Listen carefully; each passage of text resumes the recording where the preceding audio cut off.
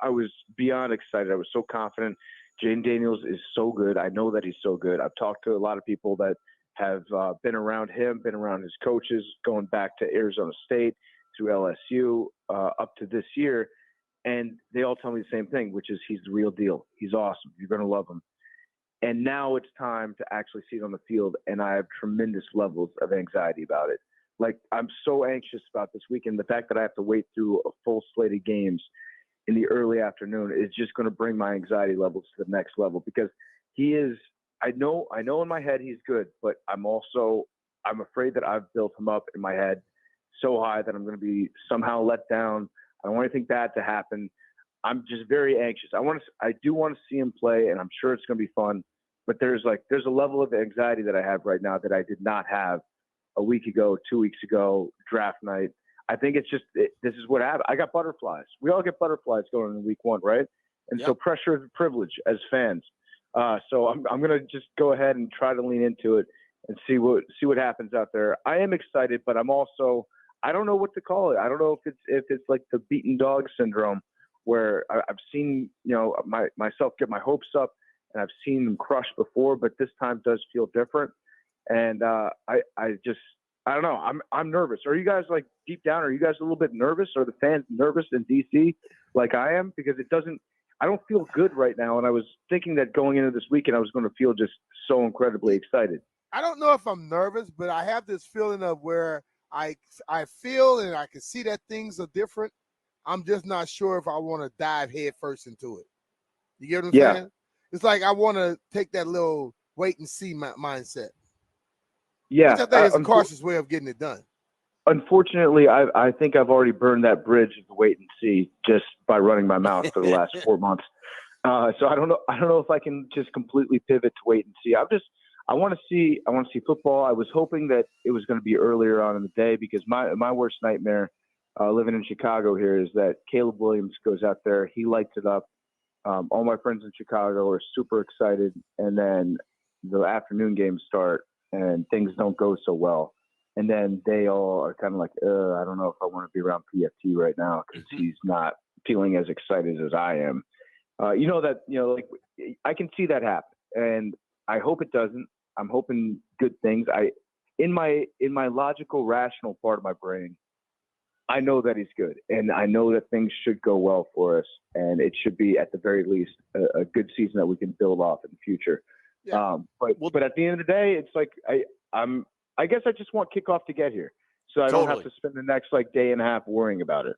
Well, I think I can't wait, man. Really exciting too, and I've been very adverse to making RG3 comparisons. I think these are entirely different quarterbacks, entirely different people, but there was an element of 2012. You had the second overall pick. You knew this kid was going to start week one, and it was down in New Orleans, so it's an NFC South team, and they came out, and the offense was just explosive. Yeah.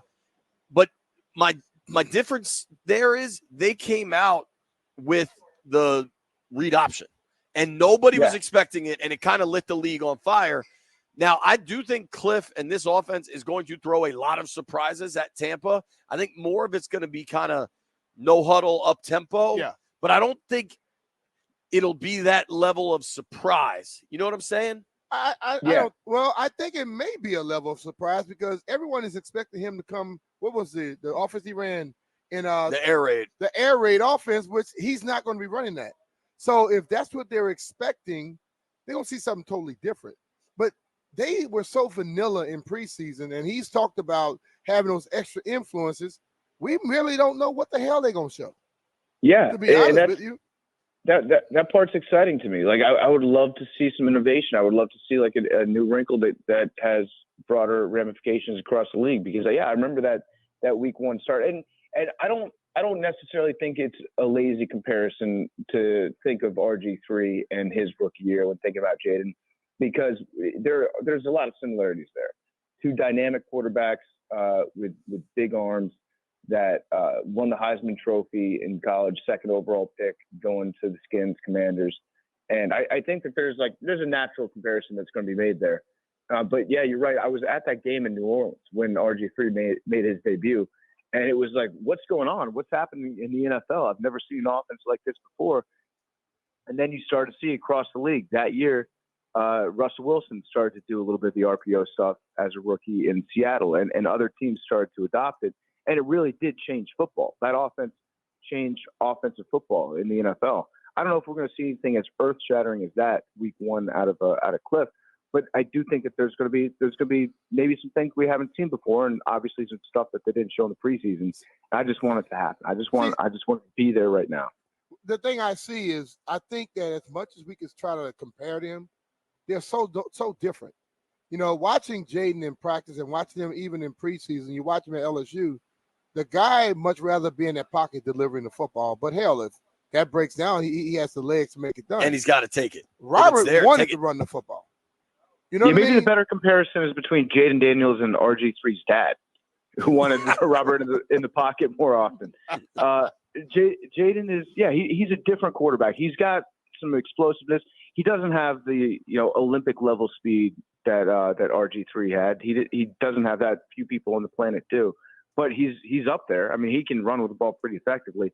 The one comparison that I do think is fair from what I've seen so far is at least in college, his ability to protect himself when he's running with football. Totally. I think my hope is that he took one or two shots in the preseason that might not have looked that hard when you're just watching the game. And then you see it later from a different angle and you see how much the guys who are hitting him.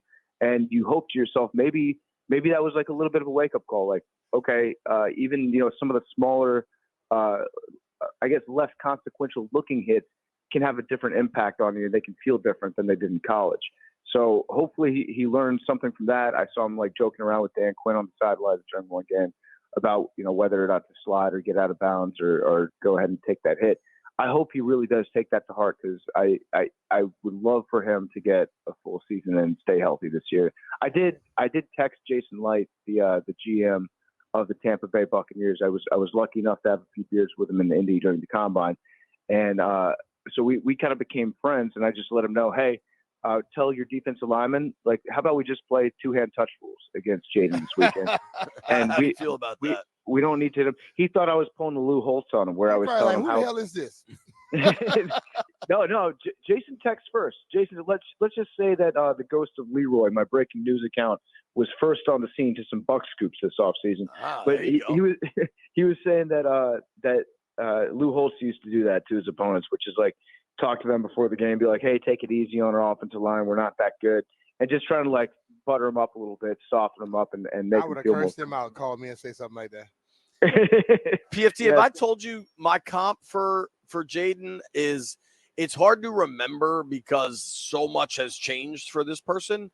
But if you watch Deshaun Watson at Clemson, they're like kind of pocket passers that are long, kind of lanky runners that kind of glide. That's my comp. And I think Watson, even when he was in Houston, before all hell broke loose, was he's much so faster than good. Watson, I think he's way faster. Yeah. Watson was a little bit bigger. Yeah. But that's my comp. I think I don't know, man. Let's just compare him to Jayden Daniels. That's what we do. Well, starting Sunday evening, we can. Yeah. I like that. Yeah, Deshaun Watson, if he had learned to just keep it in the pocket at all times, I think that's a great comparison for him. Yeah, let's let Jayden be Jayden. This is what we have to do before we see him play. We have to be like, oh, he reminds me of this guy. Oh, he reminds me of that guy. And there's probably elements of truth to all of it. But let's see him play, and then he'll just be Jayden, and then everything's going to be happy. Nothing's going to hurt again, and the world will be great. What else you want? So you think they pull off the upset down there? I do. I think that they are going to go in Tampa Bay and come home with a win.